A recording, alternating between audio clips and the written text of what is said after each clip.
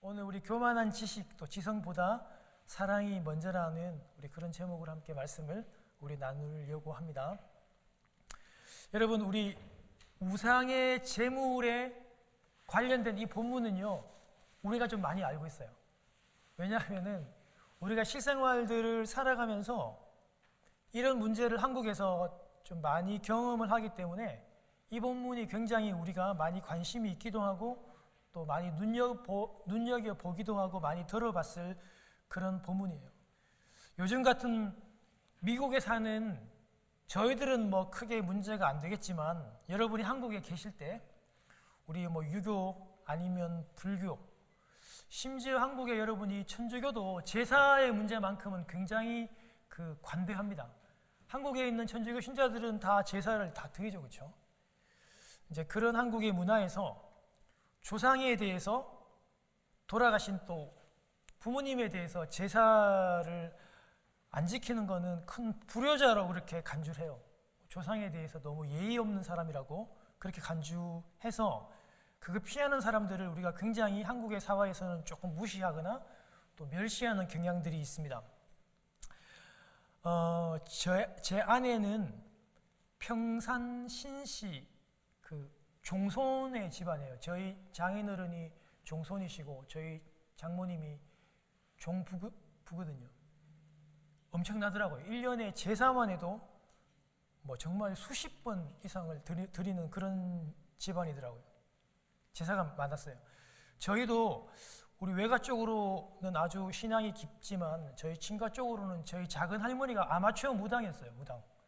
그래가지고 엄청나게 이 제사를 많이 드렸고 또 드리기를 굉장히 좋아하고 굿도 많이 했어요.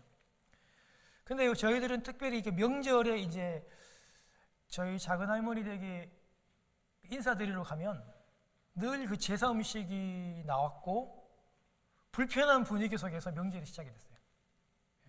그런데도 큰 갈등이 없었던 것은 지혜로우신 저희 어머니가 판결을 미리 잘 해줬어요. 그래가지고 저희들은 제사 음식 때문에 크게 그렇게 어려움을 당하지는 않았습니다. 여러분, 그런데 예수를 믿지만 이런 제사 음식이나 아니면 섬기던 불상이나 부적 같은 게 그것에 자유롭지 못한 이 믿음이 어린 사람들이 교회 안에 있겠습니까? 없겠습니까? 있습니다. 종종 있어요. 여러분, 제가 전도사 시절에 그 성도님 집에 불려가가지고 제가 한 2번 정도 한 것 같아요. 그 집에 가서 집 안에 모든 불상과 그리고 불교 그 그림 있잖아요. 그림하고 그 다음에 부적들을 제가 다 떼주고 불태워주는 그런 일들을 한 적이 있습니다. 그분이 이제 불교에서 개종하신 분인데 본인이 예수를 믿으면 직접 하면 되는데 본인이 굉장히 두렵고 또 끄름직하고 잘못 손을 댔다가는 자기나 후손들이 혹시나 저주를 받을까 그래서 교회에다가 요청을 했고 또 이런 일이 있으면 또 교회는 보면 이제 그 부교육자들이 항상 그 쫄다구 제일 막내 전도사를 항상 시켜요. 그래서 제가 몇 번 불려가서 그 상을 걷어내고 깨고 부적을 태우고 하는 그 일들을 몇 번 해본 적이 있습니다. 만약에 그때 제가 저주받아 죽었으면 오늘날 저는 없는 거겠죠. 아무 상관없습니다, 여러분. 부적과 불상 그림을 떼고 찍고 태운다고 해서 우리가 해를 입거나 저주를 받을까요? 전혀 그렇지 않습니다. 우리는 다 알아요. 예수를 믿는 가정에서나 예수를 확실하게 믿는 사람은 전혀 해가 없다는 걸 다 알아요. 그런데 여러분, 로마서 우리 8장에 있는 말씀 있잖아요. 예수 안에 있는 자에게는 결코 정죄함이 없어요. 생명의 성령의 법이 우리를 다 해방해 줬어요. 그런데 믿음의 집안 배경에서 자란 사람들은 이런 기본적인 믿음과 지식에서 문제가 안 됩니다. 그런데 제사 음식도 마음대로 먹고 부적도 마음대로 떼도 문제가 없는데 근데 평생에 제사를 드리고 불상을 섬기고 구철하고 그렇게 사탄의 그 사슬에 눌리고 찢기고 매여 살았던 사람들은 그거를 손을 댄다는 거, 그걸 부적을 떼내야 된다는 것에 대해서 아주 큰 부담을 가지고 계시더라고요. 벌벌 진짜로 정말 두려워하다. 몇 번이나 이렇게 조심하게 하고, 그분들한테는 그런 신상을 없애고 그림을 없애고 부적을 떼는 거는 쉬운 일이 아니라 두려움 그 자체였습니다.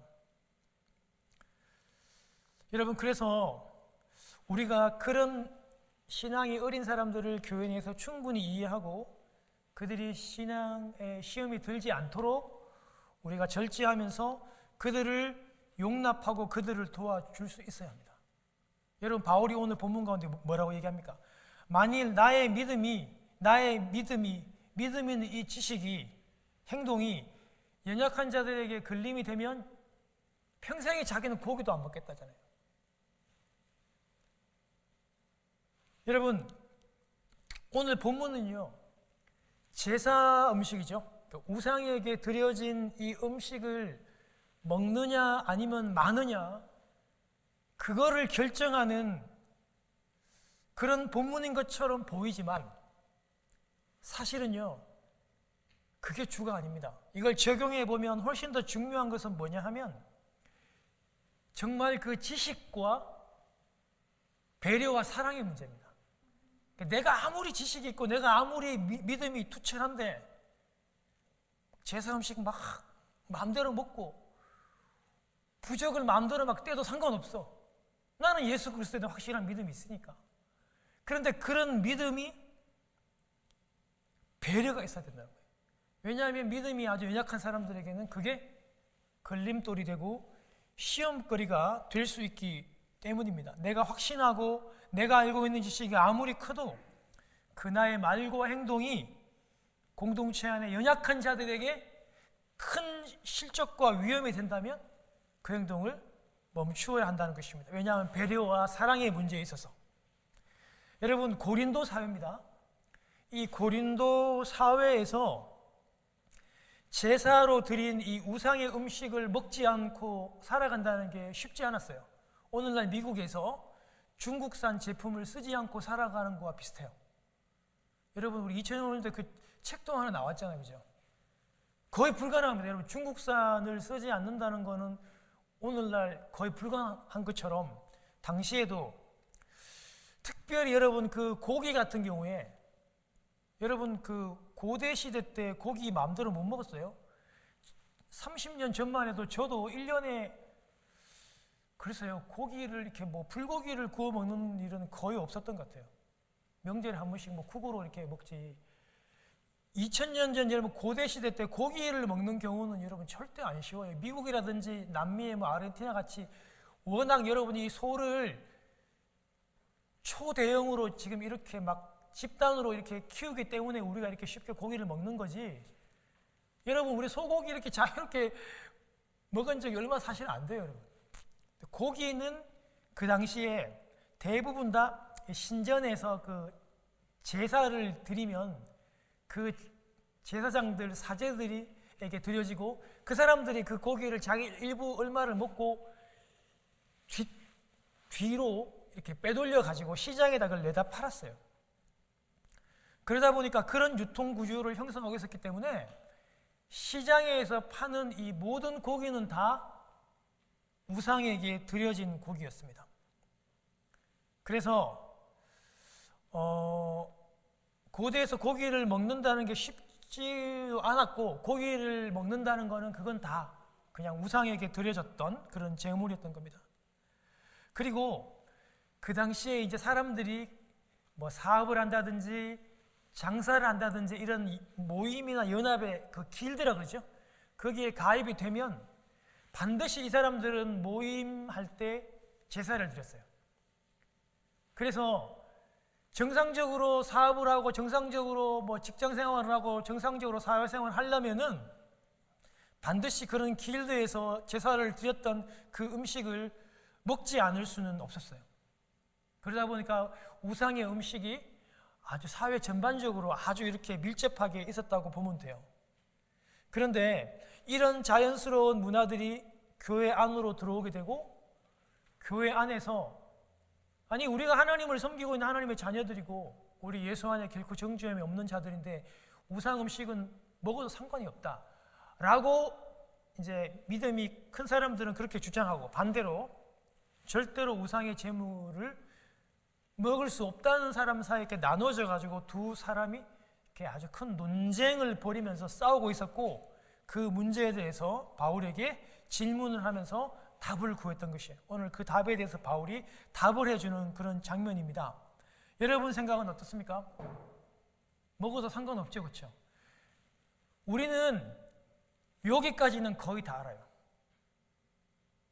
오늘 여러분 4절과 6절에 그 답이 잘 나와 있습니다.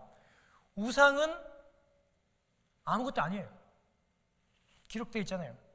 그리고 오직 하나님 한 분밖에 신이 없어요. 우상은 신이 아니에요. 우상은 아무것도 아니에요. 오직 하나님 한 분 이외에는 신이 없고 그 하나님이 우리 아버지입니다. 그리고 로마서 8장에 나온 것처럼 예수 안에 있는 자에게는 결코 정죄함이 없습니다. 우상의 제물을 먹어도 아무런 문제가 되지 않습니다. 여기까지 저희들도 알고 그 초대교회 그 고린도 교인들도 여기까지는 거의 다 알고 있었어요. 그런데 여기에 머물면 안 됩니다.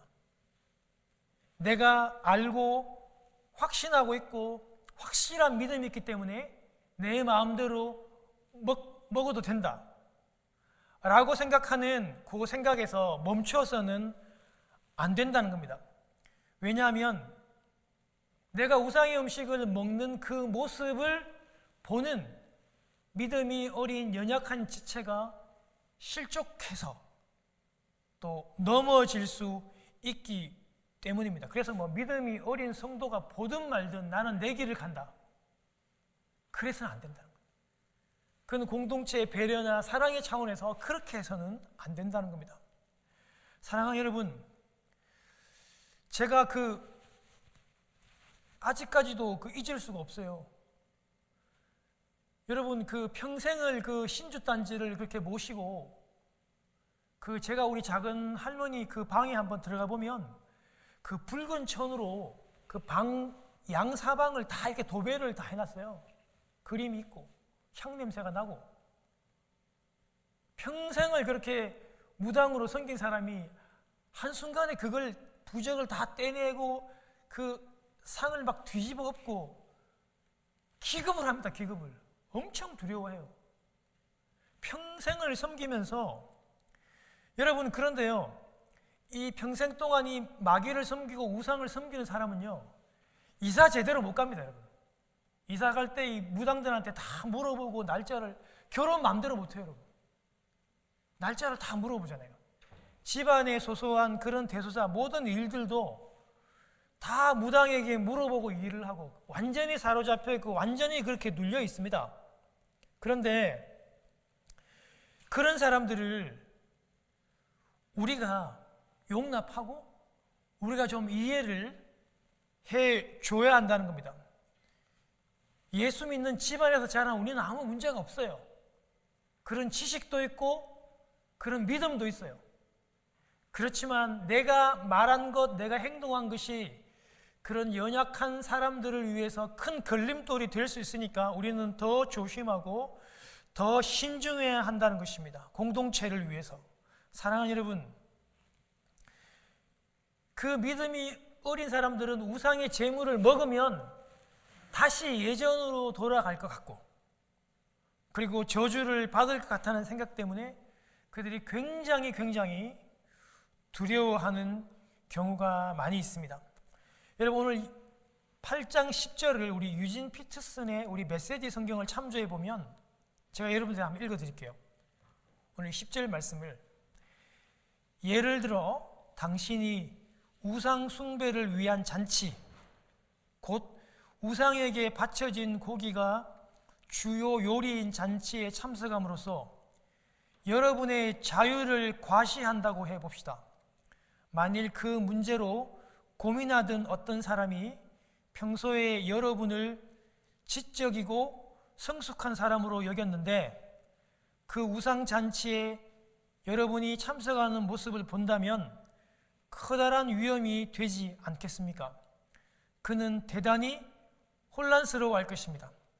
어쩌면 그는 자기 양심이 하는 말이 틀렸다고 생각하며 불안해할지도 모릅니다. 여러분, 아주 쉽게 이 본문들을 아주 풀이를 잘 해 놓았던 것 같아요.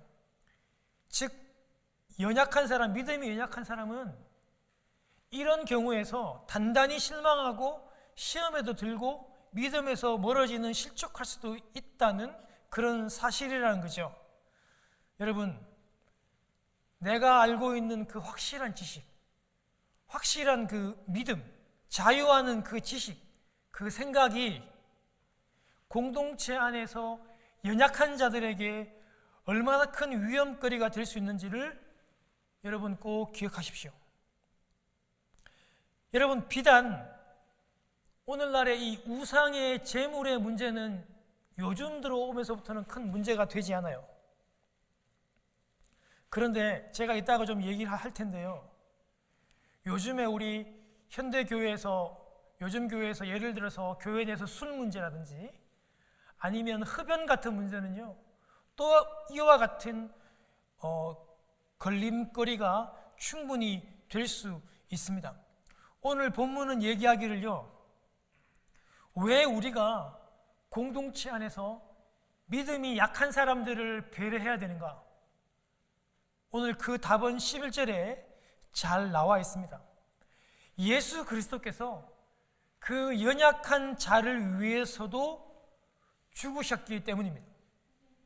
우리 주 예수 그리스도께서도 우리들 뿐만이 아니라 나와 내 식구와 내 가족을 위해서도 피 흘리시고 돌아가셨지만, 그 연약하고 부족한 자를 위해서도 당신이 피 흘리시고 몸 찢어서 그 자녀를 핏값으로 샀다는 것을 꼭 기억하고 더 조심하고 더 보호하고 사랑으로 그를 배려해 달라고 얘기하고 있습니다.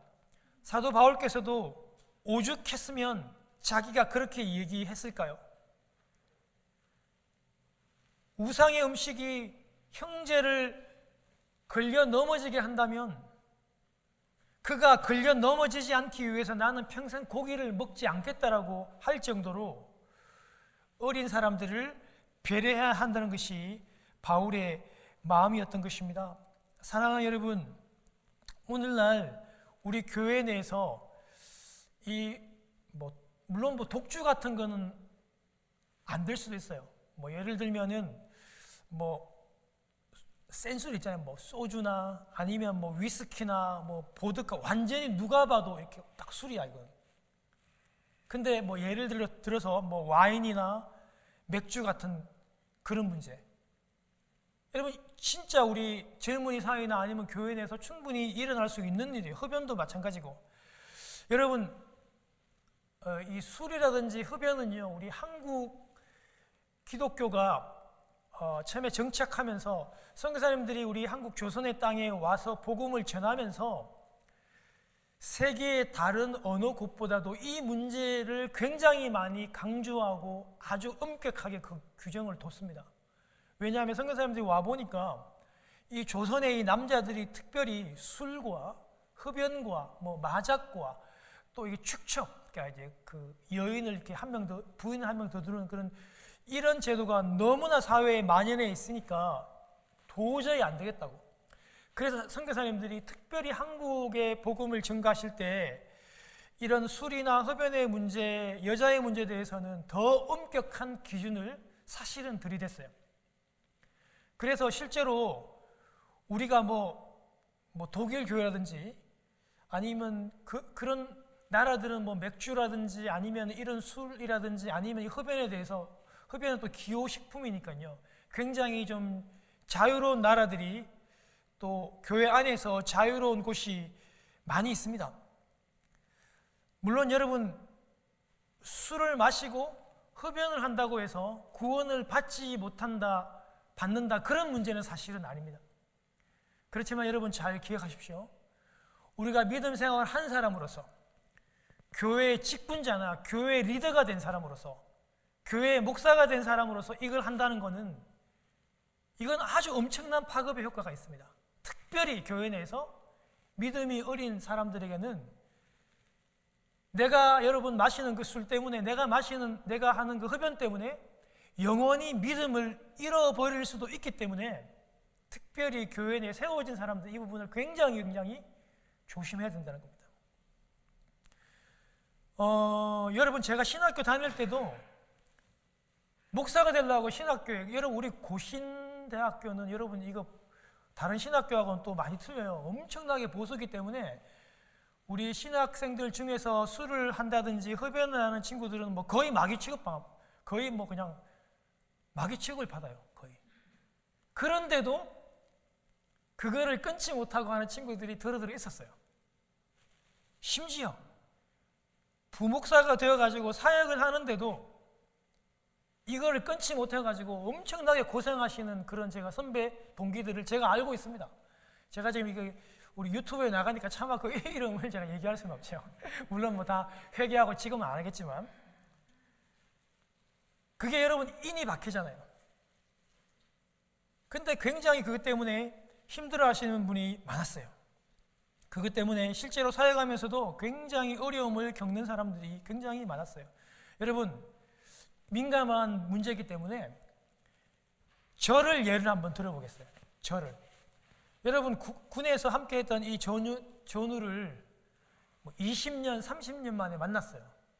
너무 반가우니까 식사를 하면서 뭐 그 있는 친구는 실제로 예수를 안 믿으니까 밥을 먹으면서 우리 그 반주라고 해서 술을 먹잖아요. 그렇죠? 그렇게 뭐 술을 먹고 권해서 제가 만약입니다. 제가 그랬다는 게 아니고 제가 그 소주를 이렇게 받아는 놨어요. 먹지는 않았지만. 근데 뭐 그 친구는 뭐 예수를 안 믿으니까 자유롭게 술을 먹고 이렇게 하면서 취하고 했는데 그 광경을 같은 교회에 다니는 새신자가 그 광경을 멀리서 지켜본 거예요. 여러분 그러면 그분이 어떻게 오해를 하시겠습니까? 목사인 사람이 이제 술을 이렇게 먹는 걸로 오해를 하기 때문에 안 그래도 그 술 때문에 큰 상처가 있는 그 어린 신자에게는 이것이 엄청난 여러분 걸림돌이 될 수 있습니다. 예전에 우리 사역지에서 그 전도사님의 장인 어른이요 아주 큰 여관을 했어요. 근데 그 전도사님이 결혼하기 전에 여러분 당연히 그 처가를 많이 왔다 갔다 할 거 아닙니까? 근데 여러분 이 결혼도 하는 전도사가 계속 여관을 들어갔다 나왔다 하다가 실제로 교인들한테 이게 발각이 됐어요. 결혼도 하지 않은 이 전도사가 여관을 다닌다고. 그 교회 소문이 나가지고 엄청난 그 곤욕을 겪었던 그런 분이 실제로 계신단 말이에요. 여러분, 믿음이 어린 사람들을 위해서 목사라면 그런 자리를 가급적이면 만들지 않도록 생각하고 노력하고 배려해야 돼요. 만약에 혹시라도 그런 장면들을 봤다면 그것은 책임이 또 저한테도 많이 있는 거예요. 왜 그렇죠? 우리 신앙생활을 함께하는 이 교회 내에서는 신앙이 어린 사람들이 그런 모습을 보고 실족하고 믿음에서 떠날 수 있는 결정적인 실수를 할 수 있기 때문에 항상 지도자들과 리더자들은 먼저 신앙생활한 사람들은 사랑으로 그들을 배려할 수 있어야 한다는 것입니다. 왜 그렇죠? 그 연약한 자를 위해서도 우리 주 예수 그리스도께서 이 땅에 오셔서 그를 구원하시고 그 연약한 자를 자녀 삼아 주셨기 때문입니다. 사랑하는 여러분, 그것이 이 사실이 바로 이제 우리 12월 달을 맞이하는 성탄의 참 정신이기도 합니다. 사랑하는 여러분, 우리 주님이 세상과 교회 안에 가장 힘들고 가장 연약하고 가장 소외된 사람들을 위해서 기꺼이 주께서 이 땅에 오셨습니다. 물론 여러분 부자가 구원을 못 받는다는 것은 아니에요. 그러나 우리 주님의 최고의 관심은 소외되고 상처받고 어려움 받고 고난 당하는 그들이 첫 번째 우리 주님의 관심이었다는 것을 여러분 꼭 기억하시기를 바랍니다. 사랑하는 성도 여러분, 제가 이제 설교를 마치면서 이제 12월이 다가오니까 우리 이 12월 우리 성탄절을 좀 기다리면서 제가 작년에 좀 하고 싶었던데 좀 참았다가 올해 제가 이 말을 합니다. 여러분 혼란스럽게 하려고 하는 것도 아니고 혹시나 이 가운데 좀 연세가 드신 분이 오늘 박 목사님 또 무슨 소리를 하시나 이렇게 오해하지 않았으면 참 좋겠어요. 제가 뭐 교단이나 아니면 교회 우리 무리를 일으키는 것이 아니라 여러분 이거는 이제 우리 교회 안에서 믿음 안에서도 거의 상식화된 이제 그런 사실이에요. 팩트예요. 그래서 여러분 잘 들어보시길 바라요. 여러분 예수님의 그 생일이 12월 25일이 아닐 확률은 아주 많아요. 그러니까 예수님의 생일을 정확히 몰라요. 여러분 모릅니다. 네, 모르는데 12월 25일 다가오는 12월 25일이 아닐 확률은 거의 확실합니다. 거의. 네. 누가복음 2장에 제가 작년에 설교했죠, 그죠? 밤에 목자들이 그 자기 양떼를 치고 천사들이 나타나서 정말 여러분 그 영광으로 그들이 비춰지고 또 그들을 최초의 그 메시아를 경배하도록 목격자로 삼으신 그 사건에서 당시 팔레스틴 겨울은 굉장히 추웠대요. 그래서 겨울에 이렇게 밖에 나가서 야영하면서 양을 치는 일은 절대 있을 수 없었대요. 그래서 그 예수님의 생일이 겨울이 아니고 오히려 이렇게 목자들이 이렇게 야영하면서 밖에 나가서 칠 수 있는 봄에 사실은 더 가까웠다고 많은 학자들이 얘기를 합니다. 여러분 예수님의 생일이 정확하게 이렇게 잘 알려지지 않는 이유 가운데 하나가 뭐냐면 당시 팔레스틴 그 중동 근동에서는 이렇게 그 남자들의 생일이 그렇게 중요하거나 그렇게 의미가 있지 않았어요.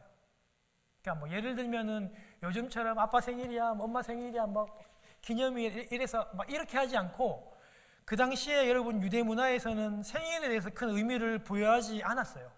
그래서 생일을 쉽게 지나쳤고 실제로 초대 교회에서도 그런 기록이 없습니다. 예수님의 생일을 이렇게 지켰다는 기록도 없고 1세기, 2세기 교부들도 예수님의 생일을 언급하지 않았어요. 여러분 초대교회의 제일 큰 관심, 그 절박한 핍박 가운데 최고의 관심이 뭐였습니까? 제가 계속 제 설교해 왔잖아요. 그들의 최고의 관심은 예수님의 생일이 아니라 예수님의 그렇죠 다시 오심 재림에 관심이 엄청 많았어요. 그래서 그분들은 예수님의 생일에 그렇게 관심은 많이 없었어요. 그러다가 300년이라고 하는 시간이 훌쩍 지나갑니다. 지나가고 여러분 그 로마가 이제 그 기독교가 로마의 국교가 됩니다. 그러면서 336년경에 로마 제국이 12월 25일을 성탄절로 제정을 하게 됩니다. 그날 물론 뭐 예수님이 태어났다가 아니라 그냥 예수님의 생일의 의미를 부여하면서 12월 25일 그러니까 태양신을 섬기는 사실은 여러분 우리가 알고 있는 이 성탄절의 유래는 사실은 기독교적이 아니라 사실 굉장히 이교도적입니다. 그 부분은 우리가 인정합니다. 예, 왜냐하면 그 12월 25일이 로마의 그 동지였어요.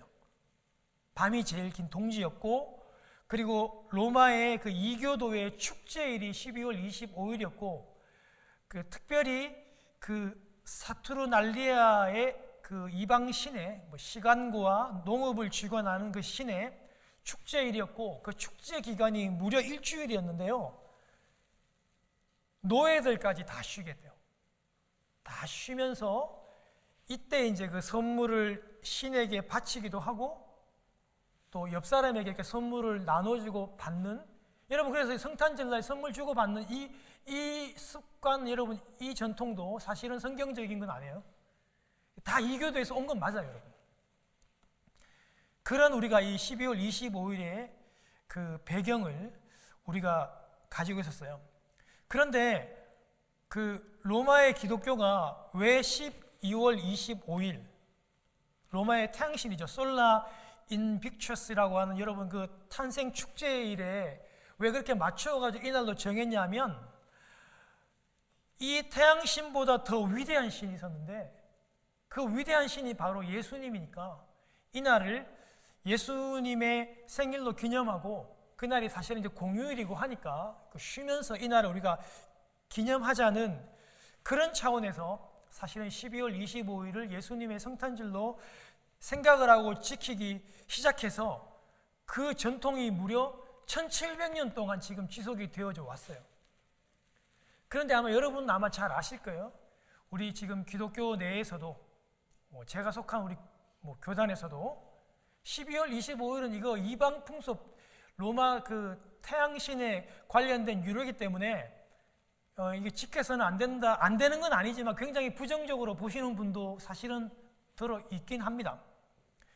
여러분, 물론 이제 그분들의 생각이 틀리지는 않았어요. 왜냐하면은 여러분 우리 미국 땅에 처음 발을 내디딘 이 청교도들 있죠.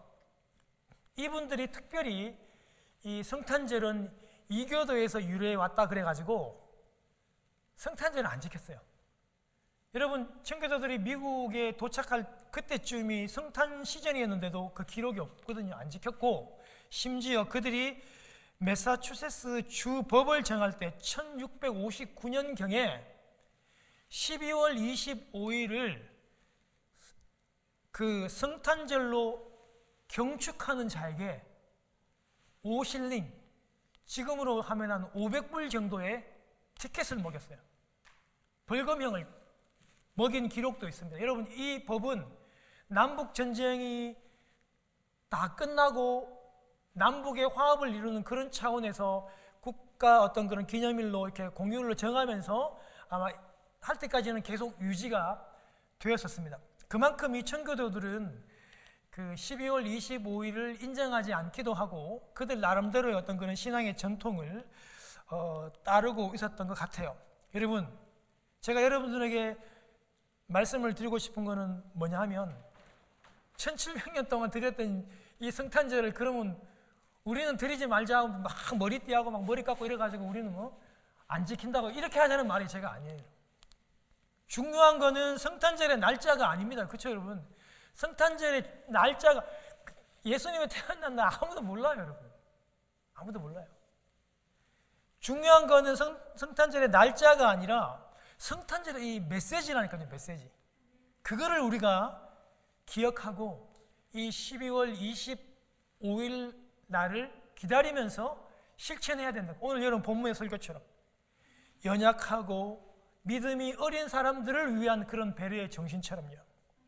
사랑하는 여러분, 12월 25일이 이방 태양신의 유래에서 온 거 우리 인정합니다. 그렇지만은 여러분 로마의 그런 의도로 1700년 동안 또 예수 그리스도의 또 이 생일로 또 우리가 잘 지켜왔고 또 이날을 또 예배하면서 또 잘 지켜왔어요. 여러분 성경 가운데 보면 우리 할례도 그렇고 모세오경의 율법의 형식도 그렇고 완전하게 여러분 이게 그 독특한 하나님께서 그 주신 모세오경이지만 그 형식 같은 거는 당시에 세상에서 널리 성행되던 그런 형식을 빌려온 것도 사실 들어 있어요. 우리 할례 같은 것도 그렇고 모세오경 형식도 마찬가지입니다. 중요한 것은 성탄절의 메시지입니다. 가장 소외되고 가장 가난하고 가장 힘든 사람들을 위해서 우리 주 예수 그리스도께서 그들을 위해서 오셨고 그들을 구원하기 위해 오셨다는 그 정신을 잊어버려서는 안 된다는 것입니다. 사랑하는 여러분, 왜 천사들이 유대인 중에서 가장 멸시받고 가장 천대받고 가장 소외당하는 목자들에게 왜 천사들이 찾아왔겠어요? 그 천사들이 여러분 그 목자들을 비추고 그 영광이 그 가운데 있고 왜 이렇게 소외받고 부정한 이들을 메시아를 처음으로 경배하고 축하하는 그런 사절단으로 왜 그렇게 하나님께서는 사용하셨을까요? 그것이 바로 성탄절의 메시지입니다, 여러분. 가장 소외받고 가장 힘들고 가장 고통스러워하는 그들을 위해서 우리 메시아 예수 그리스도께서 구원하러 오셨다는 사실들을 우리는 절대 잊어버려서는 안 된다라고 하는 사실입니다. 사랑하는 여러분, 그래서 우리 이 12월은 그 어떤 달보다도 나를 위해서, 내 가족을 위해서, 우리 공동체 어렵고 힘든 사람들, 낙심한 사람들, 괴로워하는 사람들을 위해서 오셨다라고 하는 그 사실들을 기억하면서 감격하고 감사하는 또 다른 추수감사절의 저는 연속이다. 저는 그렇게 확신하고 믿고 싶습니다. 날짜가 중요한 것은 아닙니다. 이 성탄절의 그 의미, 그 죄인들을 구원하시려고 이 땅에 오신 하나님 당신께서 친히 죄인의 몸을 입고 오신 그 의미들을 우리를 얼마나 사랑하셨으면 그렇게 당신께서 인간의 몸을 입으시고 몸 찢으시고 피 흘려서 그 피값으로 저와 여러분들을 사셨을까?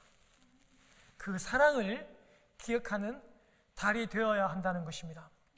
사랑하는 여러분, 우리 이제 12월이 되었고 남은 이 한 달 동안 하나님 앞에 더 감사하고 그 구원의 의미들을 더 기억하는 달이 되었으면 좋겠고요. 우리 공동체 안에서 더 어린 사람들, 더 연약한 사람들을 배려하며 그들을 위해서 기도하며 세워줄 수 있는 여러분 되시기를 주님의 이름으로 축원합니다. 기도하겠습니다.